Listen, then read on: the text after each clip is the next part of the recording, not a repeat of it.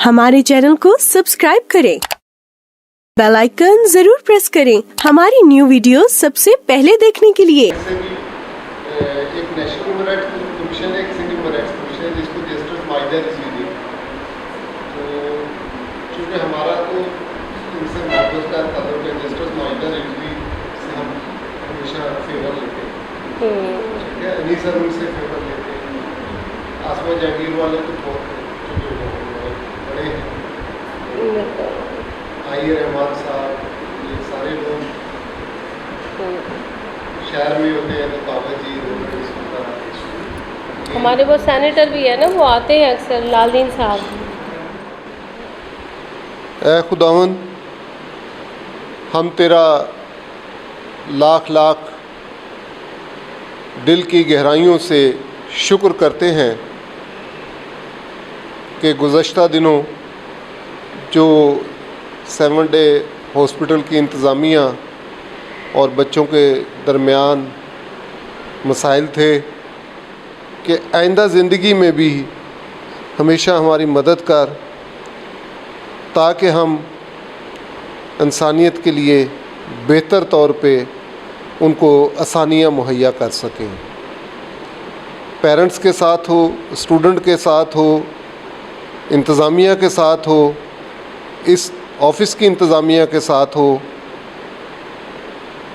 इनके सारे किरदार रोल के लिए तेरा शुक्र अदा करते हैं और दुआ करते हैं कि ये मसला जो हल हुआ है ये हमेशा के लिए देर पा हल हो। अगर कहीं दिलों में कोई खोट है, रंजिश है, नाराज़गी है, बुग़्ज़ है, कीना है, उसको ख़त्म कर, ताकि हम खुले दिल के साथ एक दूसरे के साथ मिल के अपने लोगों की खिदमत माजी की तरह कर सकें।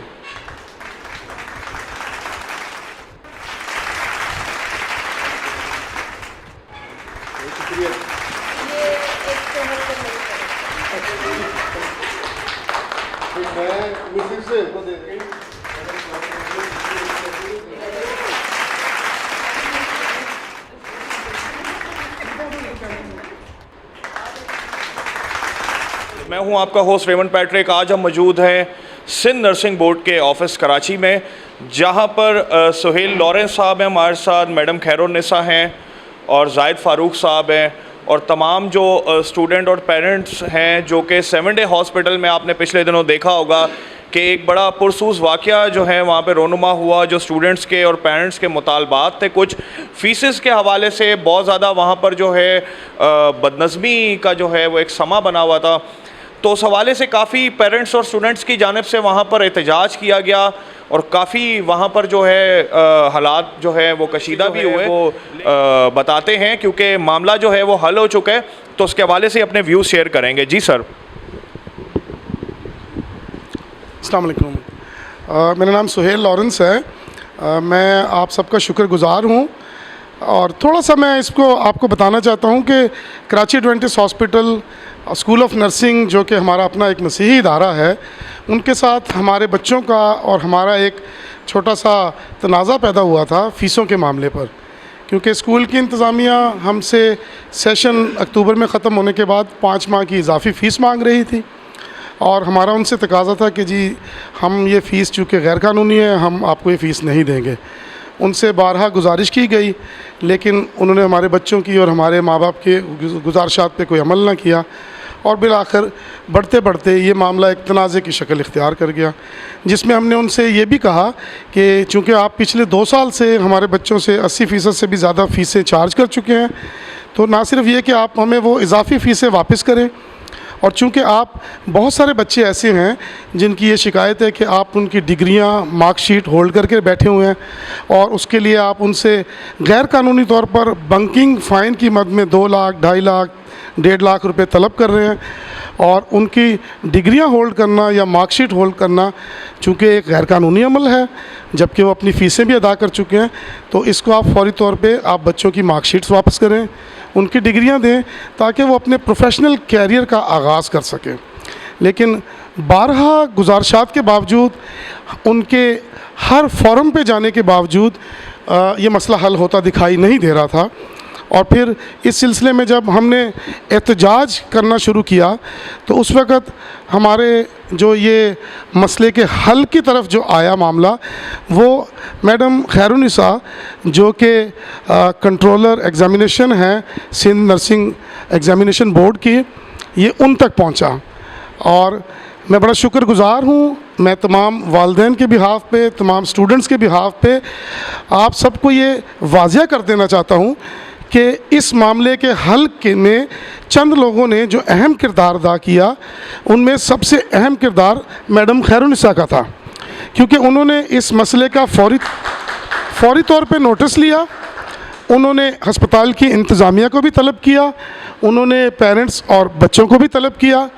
उस वक़्त जबकि हम रोड पे पिछले कई दिनों से एहतजाज कर रहे थे और हमारे लिए अस्पताल के दरवाज़े बंद कर दिए गए थे, हमारे बच्चे जो कि फूल हाथ में लेकर गए थे उनके लिए पुलिस खड़ी की गई थी, रेंजर्स को बुलाया गया था और प्राइवेट आर्म्ड गार्ड्स रखे गए थे और अस्पताल के दरवाज़े बंद कर दिए गए थे।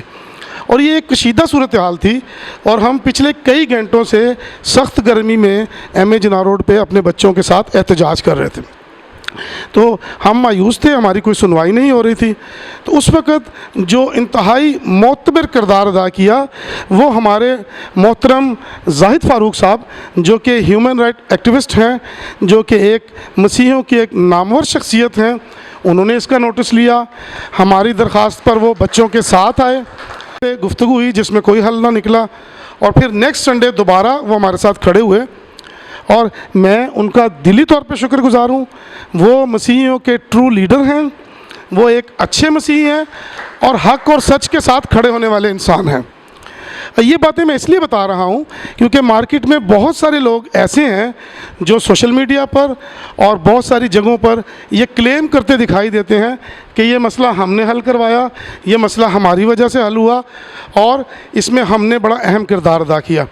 तो बहैसियत कंप्लेनेंट, बहैसियत बच्चों के वालिदैन और स्टूडेंट्स के बिहाफ़ पे मैं तमाम कराची के अवाम को, तमाम सिंध के अवाम को, तमाम मसीहियों को ये क्लियर करना चाहता हूँ कि जो भी अफवाहें फैलाई जा रही हैं वो टोटली गलत हैं।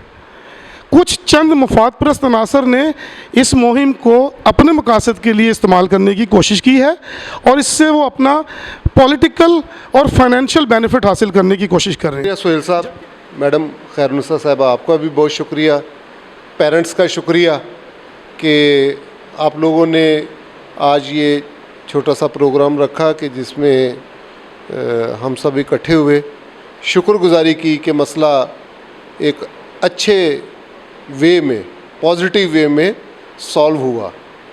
और बहुत मेरा बिलीव है कि अगर लोग बैठ के, कम्युनिटी बैठ के मसला हल करती है तो वो पायदार होता है। और कोर्ट में जाने से पहले, कोर्ट में मसला इतना पायदार हल नहीं होता कोई भी केस जितना कम्युनिटी के पास हल होता है। और लोगों के पास अपने मसले के हल होते हैं, सिर्फ उस हल को तलाश करना चाहिए। मेहनत की, नो डाउट, 2 इतवार घर वालों की बातें भी सुनी, 5-5, 6-6 घंटे। तो अच्छा लगा। ये हमारे बच्चे हैं, हमारा हॉस्पिटल है, हमारा प्राइड है और बच्चों के लिए, अपने इंस्टीट्यूट के लिए और आप सबके लिए काम करके अच्छा लगा कि सबकी डिग्निटी हो, सबका मसला हल हो, बच्चों का मुस्तकबिल बच जाए, हॉस्पिटल पे जो लोग ट्रस्ट करते हैं वो बहाल रहे। नो डाउट के हॉस्पिटल को बेहतर करने की ज़रूरत है, उसकी इंतज़ामिया को रिफ़्रेशर कोर्स करवाने की ज़रूरत है, स्टूडेंट के साथ उनको अपने रवैयों को चेक करने की ज़रूरत है, उनको ये भी देखने की ज़रूरत है कि हॉस्पिटल में पहले कितने लोग आते थे, अब क्यों लोग कम आते हैं। जो आपका हॉस्टल है उसको चेक करने की ज़रूरत है। ये सब हमारे इंस्टीट्यूट है। ये पॉजिटिव नोट के साथ कि एक मसला जो था वो पॉजिटिव वे में हल हुआ और कोशिश करनी चाहिए। इसके अलावा भी ज़िंदगी में बहुत सारे मसाइल होते हैं और मेरी ये हमेशा कोशिश होती है, मैं लोकल सेटलमेंट में रहता हूँ, कि कम केस बाहर जाएं, आपस में लोग बैठें, फैमिली के लोग बैठें, कम्युनिटी के लोग बैठें, 2 कम्युनिटियों में अगर तनाज़ा है तो वो लोग बैठें, और 90% हम अपने इलाकों में मसले हल करते हैं। ठीक है, बहुत शुक्रिया जी। बिस्मिल्लाहिर्रहमानिर्रहीम। I am Khairunnisa, controller Sindh nurses examination board, focal person Sindh nurses कोविड-19 emergency management and ex deputy director nursing Sindh. सबसे पहले तो सोहेल का मैं थैंक्स करती हूँ, आज जो ये अप्रिसिएशन का प्रोग्राम किया है इन्होंने यहाँ पर, तो आपका, सर जाहिद का, पूरी टीम का, स्टूडेंट्स का, पेरेंट्स का, सबका थैंक्स करती हूँ। देखिए, जब ये इशू आया, मैं थोड़ा सा इसका बैकग्राउंड बता देती हूँ कि ये पहले भी तकरीबन 1 मंथ पहले भी ये इशू आया था। ईथल का इशू था, जो छोटी बच्ची थी जिसको डिसिप्लिनरी एक्शन पे रोका था उनकी एडमिन ने, और फिर उसका चांस रिज़र्व नहीं कराया था, जो उनकी एडमिनिस्ट्रेटिव मिस्टेक थी। उसके बाद जब हमने उनको कहा कि उसके एडमिट कार्ड पे सप्लीमेंट्री आ रहा है, तो वो वाकई, क्योंकि फ़्रेश स्टूडेंट थी तो उसका राइट था कि वो फ़्रेश पे जाए, ना कि सप्लीमेंट्री पे, क्योंकि वो फेलियर स्टूडेंट नहीं थी, तो वो उसका बिल्कुल लीगल राइट था। ये इशू भी सोहेल साहब ने किया, इनके साथ उनके पेरेंट्स आए, और हमने जो फॉर्मेलिटी थी, डॉक्यूमेंटेशन थी, वो इंस्टीट्यूट से पूरी करवाई और उस बच्ची का मसला हल किया। उसके साथ जो इनके इंस्टीट्यूट के डायरेक्टर थे, जो जोशवा साहब बाहर से आए हुए थे, इनके जो मिशनरी, इनकी गवर्निंग बॉडी है उसके चेयर वो हैं, उन्होंने हॉस्टल की फ़ीस उसकी जो है वो कमिटमेंट की कि हम फ्री कर देंगे, और उस फ़ीस को अभी तक फ्री नहीं किया गया था। जो कमिटमेंट थे वो पूरे नहीं हुए थे। फिर मार्कशीट, डिप्लोमे के मसले थे, और जो बंकिंग फ़ाइन जो लगाया हुआ था वो वाकई एक मेरे लिए बिल्कुल नॉन एक्सेप्टेबल था।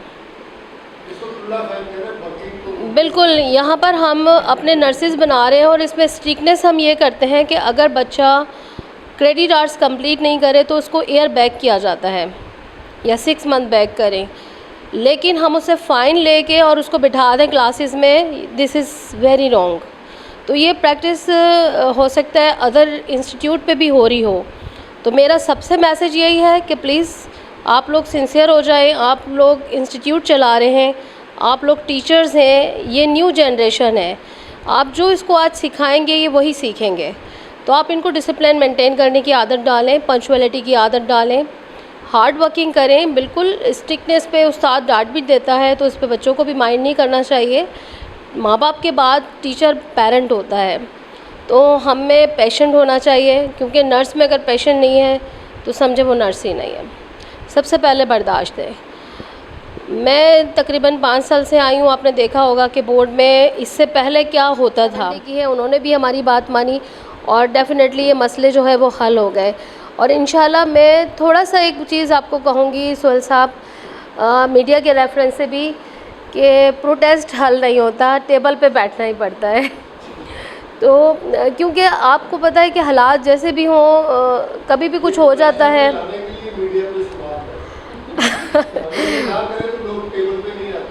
हाँ, नहीं, कंटिन्यू हमें इस पे वर्क करने की ज़रूरत है। मतलब अभी भी हमने छोड़ना नहीं है इन चीज़ों को, हमें इसको देखना है। अगर हम कंटिन्यू एफर्ट करेंगे, वर्क करेंगे, तो इंशाल्लाह बेहतरी आएगी, इम्प्रूवमेंट आएगी। और हर जगह पे डेफिशिएंसीज़ होती हैं, इम्प्रूवमेंट आने की ज़रूरत होती है। और अब हम खुद ये चाहेंगे, क्योंकि विमला भी पीएचडी है माशाल्लाह से, लेकिन वो परफॉर्मेंस उसकी वहाँ नज़र नहीं आ रही जो होनी चाहिए। एक पीएचडी जहाँ मौजूद हो, उसका स्टैंडर्ड उस लिहाज से होना चाहिए।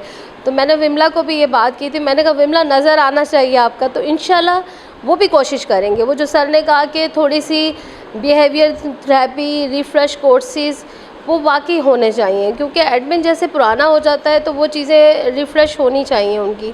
और बहुत सारे इदारों में ज़रूरत है, ना सिर्फ कराची एडवेंटिस्ट, और इंशाल्लाह इसको हम इनिशिएट ले रहे हैं। जैसे आज टीचर्स की प्रोग्राम हमने शुरू किए, इंशाल्लाह मेरी कोशिश है कि मैं प्रिंसिपल्स के लिए मैनेजमेंट कोर्स जो है वो करवाऊँ, क्योंकि हमारे पास जो भी आता है वो हमारा क्लाइंट होता है, हमारा गेस्ट होता है, उसको उसी तरह हम रिस्पेक्ट दें।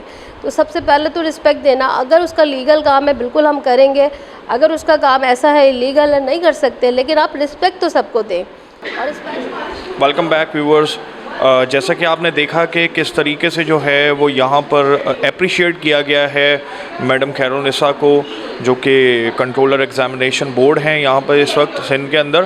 तो बहुत ही एक अच्छी बात है कि तमाम पेरेंट्स की तरफ से यहाँ पर और सिविल सोसाइटी की तरफ से जो है वो उनको अप्रिशिएट किया गया है।